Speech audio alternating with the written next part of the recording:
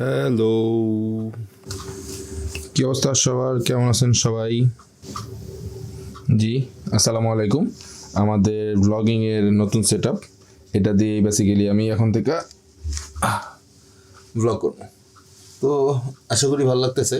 কী নিছি ডিটেলসে পরে বলবো, বাট প্রথম উদ্দেশ্য হইতেছে আজকে যেই ব্লগটা আপনারা দেখতেছেন এই পুরোটা আমরা এই ক্যামেরা দিয়ে এবং এই ব্লগিং সেট আপটা নিব, প্লাস বাইক রাইড করার সময় গোপ্রো থাকবে। বাট সবচেয়ে বড় চ্যালেঞ্জ হইতেছে এই ক্যামেরা সেট আপে দেখা যাচ্ছে না আসলে আমারে কেমন দেখা যাচ্ছে। যদিও দেখা যায়, কিন্তু একটা প্রবলেম হয়েছে, এর কারণে এখন দেখা যাইতেছে না। বাট জাস্ট চেক করতে চাচ্ছি যে আমাকে কেমন লাগতেছে।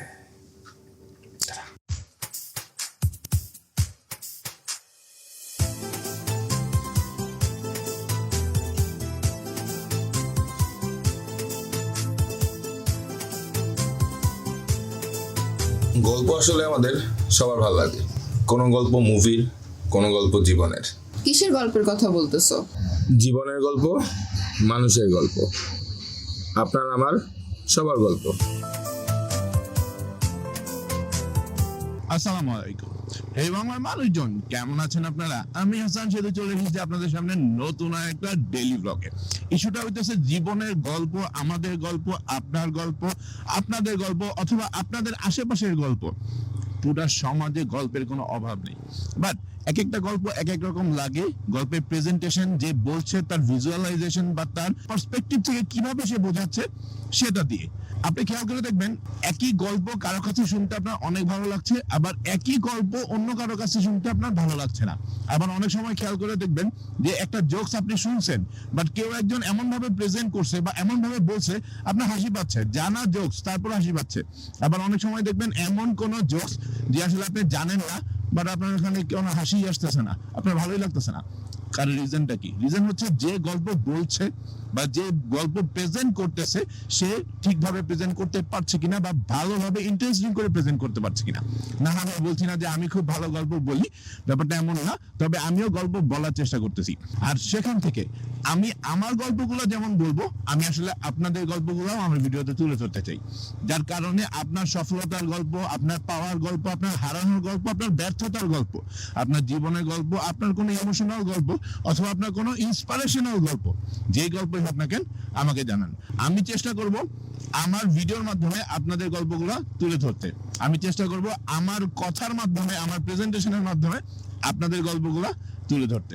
হ্যাঁ, ব্যাপারটা এটা ট্রু যে আমি আসলে অন্তিক মানুষের মতো ভালো কার্টুন বানাই না, যে ভালো ভিজুয়াল করব। আমি হয়তো এনিথিং এর মতো অনেক জোস সিনেমেটিক করি না, অথবা আমি খুব ভালো এডিটিং পারি না।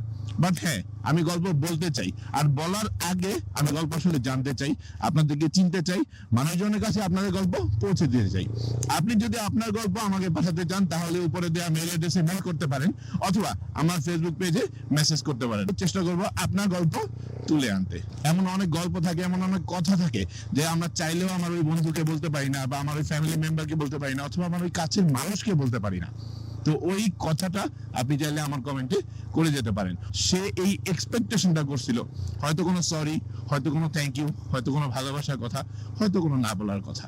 না বলার কথাগুলো কমেন্টে বলে যান, ভালো লাগবে। অন্তত আমরা একজন আরেকজনের সাথে ডিসকাস করলে আপনার মন দেখবেন হালকা হবে, ইউ ফিল গুড। আপনার ভেতর থেকে একটা আত্মিক প্রশান্তি পাবেন।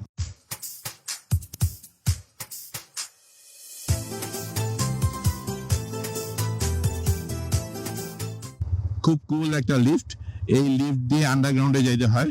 ব্যাপারটা দেখতে অনেকটা আমার কাছে মনে হচ্ছে ব্যাটম্যানের আন্ডারগ্রাউন্ডে আমরা ঢুকতেছি। তো ব্যাপারটা ভালো লাগছে।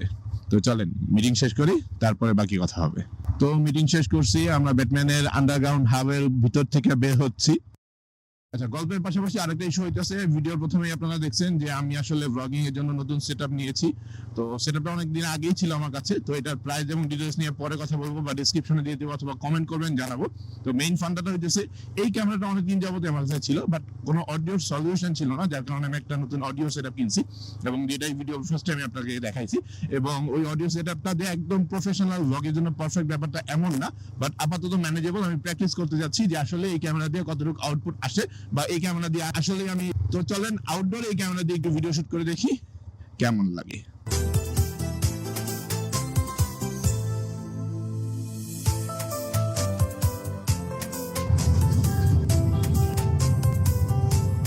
কেমন লাগতেছে আমাদের?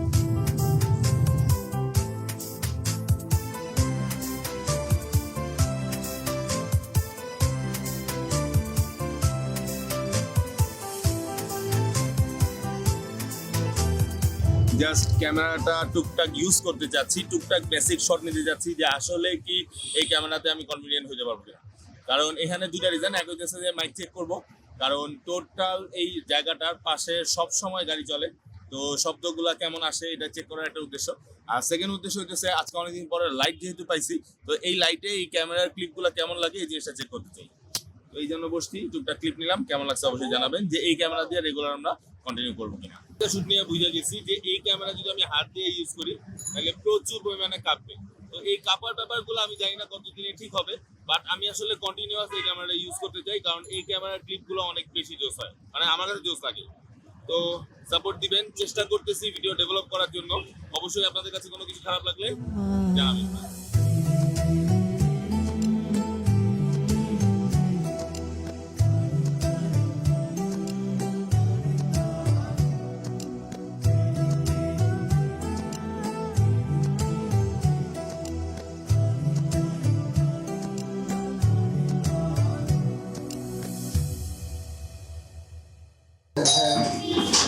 ইস্যুটা হইতেছে অডিওটা যত খারাপ মনে হয় অতটা খারাপ না যদি আমরা ইনডোরে শুট করি, বাট আউটডোরে প্রচুর নয়েজ হয়।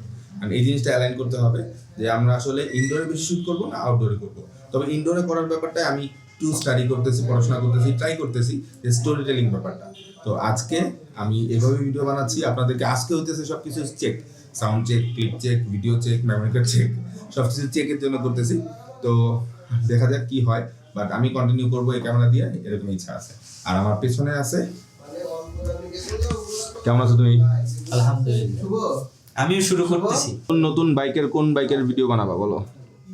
আমি সব হাই সিসির ভিডিও বানাবো, হাই সিরিজে সব আসে নাই, যখন আসবে তখন। আপনি কি এখন থেকে ক্যামেরা ইউজ করতেছেন? হ্যাঁ আমি খুব চেষ্টা করতেছি, প্র্যাকটিস করতেছি।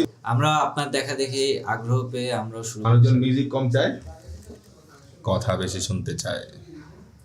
এই হইতেছে আমার সেটআপ, যেটা নিয়ে আমি আসলে কন্টিনিউ করতে চাচ্ছি। তো ব্যাপারটা নিয়ে আমি এক্সাইটেড, বাট এটারে ম্যানেজ করার জন্য এই ব্যাগ সহ এটা অনেক প্যারাদায়ক এবং চ্যালেঞ্জিং। বাট তারপরেও চেষ্টা করতেছি। এই যে মোবাইলটা কত ইজি, স্মুথ, স্টেবল, এটা খালি কাঁপে। যে ক্যামেরাটা আমি ব্লগিং এর জন্য এখন নিচ্ছি বা ব্লগিং এর জন্য যে ক্যামেরাটা আমি সেট আপ করেছি, এই ক্যামেরাটাই যে একদম ব্লগিং এর জন্য পারফেক্ট একটা ক্যামেরা, ব্যাপারটা এমন না। তবে হ্যাঁ, আগে যে আমি মোবাইল দিয়ে শুট করতাম বা রিসেন্টলি এখন যে মোবাইল দিয়ে শুট করি, এই মোবাইলে থেকে বেটার আউটপুট দিবে এই ক্যামেরা। বাট এই ক্যামেরা অনেক ফিচার আছে, অনেক কিছু আছে, বা এই ক্যামেরায় অভ্যস্ত হতে এই ক্যামেরায় ভালো ক্লিপ নেওয়ার জন্য আমার প্র্যাকটিসের প্রয়োজন। আর আমি এই প্র্যাকটিসটাই করতে চাই। এখানে অনেক ভুলভ্রান্তি থাকবে, ক্ষমা দৃষ্টিতে দেখবেন। এবং আমি জানি ক্লিপগুলো অতটা ভালো হয় নাই, অডিওটাও যে খুব ভালো হয়েছে ব্যাপারটা তা না, বাট তারপরও চেষ্টা করতেছি ইমপ্রুভ করার জন্য। কারণ আমি মনে করি আসলে মোবাইল দিয়ে যদি রেগুলার ব্লগিং করা যাইতো তাহলে কেউ আর তাদের ডিভাইস আপগ্রেড করতো না। আমিও চেষ্টা করতেছি শুধুমাত্র ডিভাইসে না, এডিটিং বা আমার কথা বলার স্টাইল বা আমার টপিক চুজিং স্টাইল বা আমার ব্লগিং স্টাইলে আপগ্রেডেশন আনতে। তো অবশ্যই আপনাদের সাজেশন দরকার। আর এই ভিডিওতে টার্গেট অলরেডি আমরা 50টা না, এবার টার্গেট 40টা নিয়েছি, কারণ গত 2-3 দিন যাবত আমি 50টা টার্গেট করার পরও 50টা হচ্ছে না, সবগুলাই 30-35 আটকে গেছে। যদি আপনারা গত ভিডিওগুলো টার্গেটটা ফিল আপ করতে চান তাহলে উপরে আই বাটনে দেওয়া আছে, প্লিজ একটা যায় ওই টার্গেটগুলো বাড়াই দিবেন। এবং আজকের ভিডিওতে আপনি কয় নাম্বার লাইকটা দিচ্ছেন ওইটা কমেন্টে জানাতে ভুলবেন না। তো আজকের ভিডিও লাইক টার্গেট হচ্ছে মাত্র 40টা। তো টিম হাসান সেতুকে সাপোর্ট দেওয়ার জন্য, হাসান সেতুকে ভালোবাসা দেওয়ার জন্য একটা লাইক তো আপনি দিতেই পারেন। আসসালামু আলাইকুম। ঘটনা হইতেছে বাসায় চলে আসছি, আর আজকে বাসায় রান্না হবে মুরগি। খুব স্পেশাল কিছু না, সাধারণ একটা রান্না, বাট স্পেশালটা হচ্ছে এই কারণে কারণ আজকে আমি মুরগি রান্না করব। পুরো রান্নার প্রসেস রেসিপি কিছুই দেখাইতেছি না, বাট মুরগি রান্না করতেছি, এটার কিছু ক্লিপ দেখাবো। আর কি রান্না করছি, কেমন রান্না করছি এটা দেখাবো। চলেন।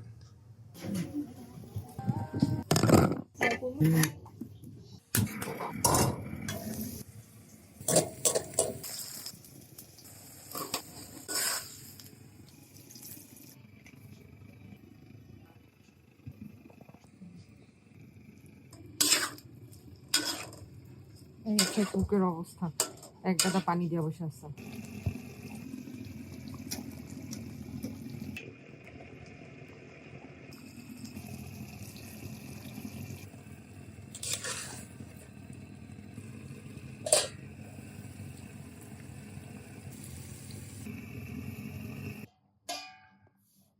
তো ব্যাপারটা হইতেছে এখন রাত বাজে প্রায় 1:45।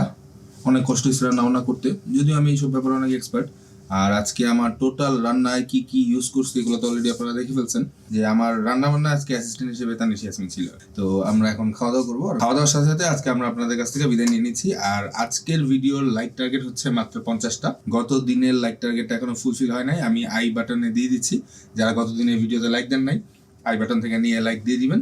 আর আজকের ভিডিওতে কয় নাম্বার লাইক আপনারা দিচ্ছেন এটাও জানাবেন, কারণ লাইক এঙ্গেজমেন্ট যখন বাড়তেছে, আপনাদের সাপোর্ট যখন বাড়তেছে, আসলে ভালো লাগতেছে।